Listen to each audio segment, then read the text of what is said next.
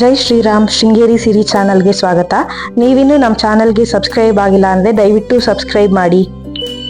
ಮಕ್ಕಳ ಬುದ್ಧಿಶಕ್ತಿ, ನೆನಪಿನ ಶಕ್ತಿ ಹೆಚ್ಚಲಿಸಕ್ಕೆ ಪ್ರೋಟೀನ್ ಇಂಟೇಕ್ ಜಾಸ್ತಿ ಮಾಡೋದಕ್ಕೆ ಎನರ್ಜಿ ಡ್ರಿಂಕ್ಸ್, ಪ್ರೋಟೀನ್ ಪೌಡರ್ಸ್ನ ಕೊಡ್ತಾರೆ. ಅವುಗಳಲ್ಲಿ ಎಕ್ಸ್ಟ್ರಾ ಶುಗರ್ ಇರುತ್ತೆ, ಆರ್ಟಿಫಿಷಿಯಲ್ ಫ್ಲೇವರ್ ಇರ್ತವೆ. ಹಾಗಾಗಿ ಅವುಗಳ ಬದಲು ಬಳಸಬಹುದಾದಂಥ ಒಂದು ನ್ಯಾಚುರಲ್ ಹೆಲ್ತಿ ರೆಸಿಪಿನ ತೋರಿಸ್ತಾ ಇದ್ದೀನಿ. ಒಂದೆಲಗ ಅಥವಾ ಬ್ರಾಹ್ಮಿ ಸೊಪ್ಪು, ಇದರಿಂದ ಸಾರು ಮಾಡೋದು ಹೇಗೆ ಅಂತ ಈಗಾಗಲೇ ಒಂದು ವಿಡಿಯೋನ ಅಪ್ಲೋಡ್ ಮಾಡಿದ್ದೀನಿ. ಒಂದೆಲಗ ಸೊಪ್ಪಿನ ಬೇರಿನಲ್ಲೂ ಕೂಡ ತುಂಬಾನೇ ಔಷಧಿ ಗುಣ ಇರೋದ್ರಿಂದ ಬೇರು ಸಮೇತವಾಗಿ ಸೊಪ್ಪನ್ನ ತಗೊಂಡಿದ್ದೀನಿ. ಇದನ್ನ ಚೆನ್ನಾಗಿ ತೊಳೆದು ಇಟ್ಕೊಂಡಿದ್ದೀನಿ. ಒಂದೆಲಗ ಸೊಪ್ಪನ್ನ ಹೆಚ್ಚಿಕೊಂಡು ಅದಕ್ಕೆ ಸ್ವಲ್ಪ ನೀರು ಹಾಕೊಂಡು ಮಿಕ್ಸಿ ಜಾರ್ಗೆ ಹಾಕೊಳ್ತಾ ಇದ್ದೀನಿ. ಇದನ್ನ ನುಣ್ಣಗೆ ತಿರ್ಸ್ಕೊಳ್ಬೇಕು.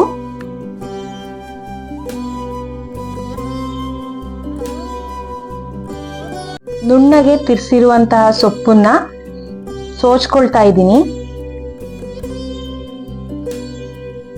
ತಿರ್ಸಿಟ್ಕೊಂಡಿರುವಂತಹ ಸೊಪ್ಪನ್ನ ಸೋಚಿ ತೊಗಟೆನೆಲ್ಲ ತೆಕ್ಕೊಳ್ಬೇಕು. ಇವಾಗ ಸೊಪ್ಪಿನ ರಸವನ್ನ ಒಂದು ಬಾಣಲಿಗೆ ಹಾಕಿ ಕುದಿಯಕ್ಕೆ ಇಟ್ಕೊಳ್ಳೋಣ. ಗರ್ಭಿಣಿಯರು ಕೂಡ ಇದನ್ನ ಸೇವಿಸೋದ್ರಿಂದ ಮುಂದೆ ಹುಟ್ಟುವಂತ ಮಗು ತುಂಬಾನೇ ಚುರುಕಾಗಿರುತ್ತೆ ಅಂತ ಹೇಳ್ತಾರೆ. ಮಕ್ಕಳು ಒಂದೆಲಗ ಸೊಪ್ಪನ್ನ ದಿನ ಯೂಸ್ ಮಾಡೋದ್ರಿಂದ ಮಾತಾಡ್ಬೇಕಾದ್ರೆ ಉಚ್ಚಾರ ಸ್ಪಷ್ಟವಾಗಿ ಬರುತ್ತೆ. ಇದಕ್ಕೆ ಈಗ 1 ಕಪ್ಪಷ್ಟು ಬೆಲ್ಲನ ಹಾಕೊಳ್ತಾ ಇದ್ದೀನಿ. ಬೆಲ್ಲ ಹಾಕೋದ್ರಿಂದ ಒಂದೆಲಗ ಸೊಪ್ಪಿನಲ್ಲಿರುವ ಒಗರು ಕಮ್ಮಿ ಆಗುತ್ತೆ, ತಿನ್ನೋದಕ್ಕೂ ರುಚಿಯಾಗಿ ಸೇರುತ್ತೆ. ಸ್ವಲ್ಪ ಉಪ್ಪನ್ನ ಹಾಕೊಳ್ತಾ ಇದ್ದೀನಿ.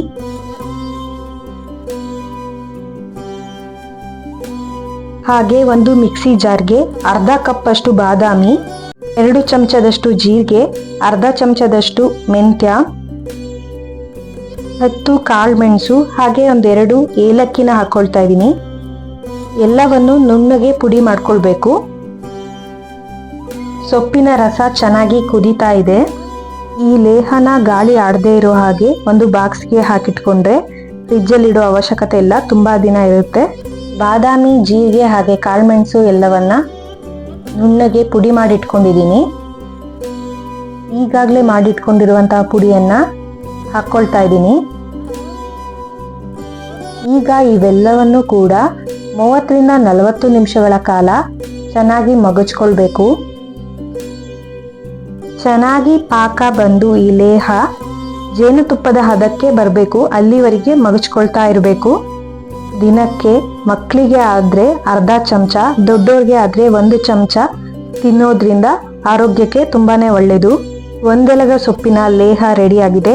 ನೀವು ಒಮ್ಮೆ ಟ್ರೈ ಮಾಡಿ ಕಮೆಂಟ್ ಮಾಡಿ. ಹಾಗೆ ವಿಡಿಯೋನ ಲೈಕ್ ಮಾಡಿ, ಶೇರ್ ಮಾಡಿ. ನಮ್ಮ ಚಾನಲ್ಗೆ ಸಬ್ಸ್ಕ್ರೈಬ್ ಆಗೋದನ್ನ ಮರಿಬೇಡಿ. ವಿಡಿಯೋ ನೋಡಿದ್ದಕ್ಕೆ ಧನ್ಯವಾದಗಳು.